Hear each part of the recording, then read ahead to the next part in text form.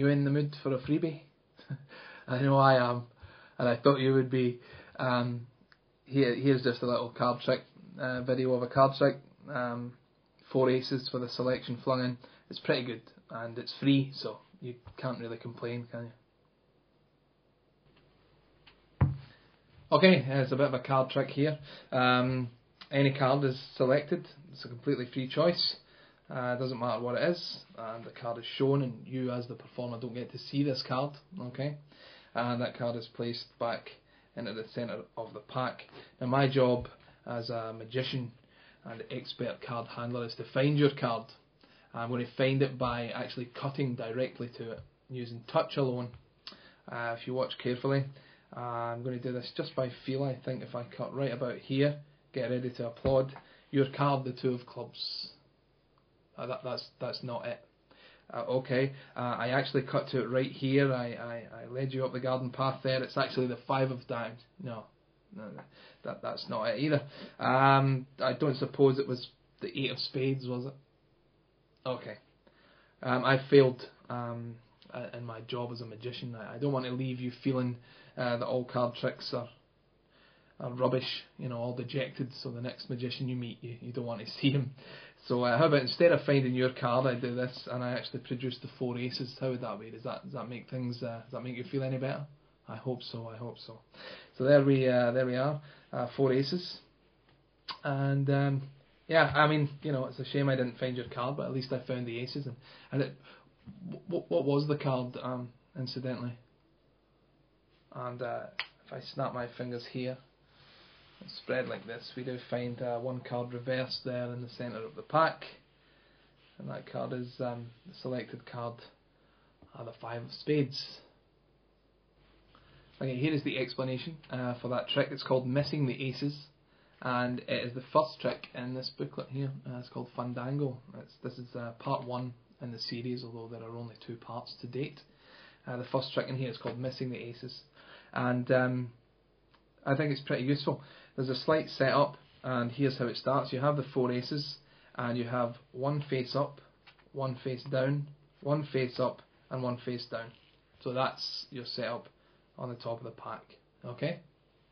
Now, you have a card selected, and it's a free choice, so you begin by just pushing over a block so as not to reveal the aces, and any card can be chosen.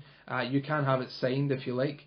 As it's being looked at and remembered, you're going to take a break beneath the top 2 cards. Alright? It's a tilt break because you're going to use tilt in a minute, so sloping towards the front, and that's all covered by the fingers and the thumb and the angle at which you hold the deck. You take the card back and you place it in the middle. You can use some little nice tilt subtleties here if you like to give the impression that it's going in here. Of course it's going third from top thanks to your break. As you push it in, you're going to pick up a new break underneath the selection, so you will have a break beneath 3 cards, the top 3 cards. So just as you push in, I now have a break above 3 cards, 2 face-to-face aces and the selection. Okay. Now in the act of mixing the pack, you cut those 3 cards to the bottom, just an undercut there. Okay. So you've placed their card in, you've gave it a little shuffle. Now you explain that you're going to use touch and your expert card handling skills to find the aces. To find their selection, and you do that. And as you say that, you take a break above the bottom 2 cards. Okay, that's the selection and an ace, and you hold that break with the right thumb at the back, and that break's going to be held throughout the effect. So get used to it. So you're holding a break there. Now you are going to attempt to cut to their card. You swing cut half the deck over. Okay, so you're just coming over with a finger there, swinging it over. Then you're going to perform a Charlier cut. Okay, thumb lifting up like this. This is a standard thing. But don't let the packets coalesce. Stick your pinky in between. Alright, so you're holding a break in between them, and immediately turn the hand over and deposit the packet above the break. Okay, so that's the Charlier cut. It hasn't coalesced. You do this, and that's supposed to be their selection, and it isn't, of course. And so they tell you that it isn't, and now you're going to sort of show a few more cards, which the idea being that this should make the appearance of the aces more impressive, because they seem to see cards in each pile, and there doesn't appear to be any aces. So you say, okay, I've missed here, but it's actually right here, your card. You peel it off, show that one. That'll be wrong as well. Turn it back over and place it back on top. And then you say, I don't suppose by any chance you use the right hand's cards to flip the left hand's packet over. Don't suppose it's the 8 of spades by any chance. No, you've failed. You say, I apologise, and remember you still have this break, okay? You say, I apologise, let's see if I can fix the problem for you, or at least make you a happier customer by producing the 4 aces. Now, as you say that, what's going to happen is you're going to move this packet backwards on the table, and as you do, you're going to let these 2 cards below the break, you're going to leave them on top of there. So a slightly exposed view as I side draw. I'm going to move that packet back, leave those 2 cards below the break on top, revealing an ace. Okay, so one more time, it's like this. Okay, so you're going to come over like this and deposit those 2 cards. Now the reason that you're moving that packet back is because you're going to deal the top card of this packet to the table, and so the action is I'm moving this back in order to deal this card down. So it's like this, and you turn the hand and deal an ace, and that produces 2 aces. Now by turning both hands over, amazingly you've found the 4 aces. So it's a nice little surprise production of all 4 aces, and it's very, very easy to do.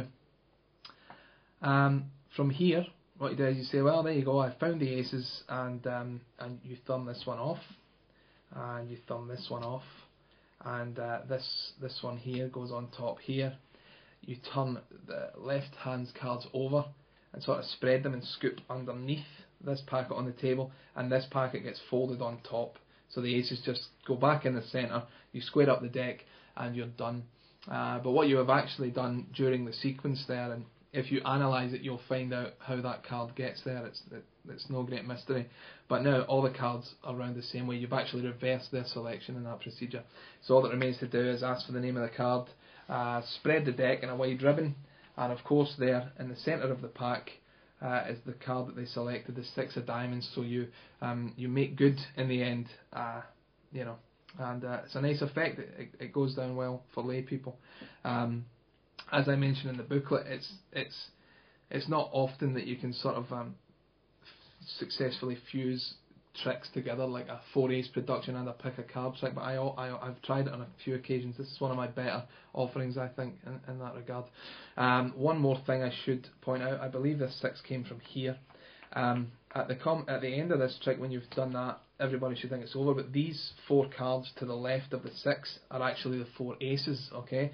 So you can now, as you clean up for this effect, surreptitiously get the aces back on top and start repositioning them for your next effect. Your audience, of course, just believes that they got lost in the middle. The last time they saw them, they went in the middle, and now a shuffle leaving 4 cards on top should absolutely convince them that the aces are lost. So if you now proceed to cut to them, that will be impressive. So there you go. That's called missing the aces, and I hope you enjoyed that. I hope you use it.